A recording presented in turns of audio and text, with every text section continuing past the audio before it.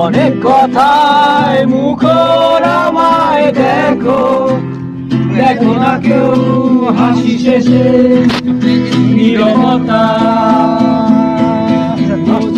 কেউ তো চিনল না,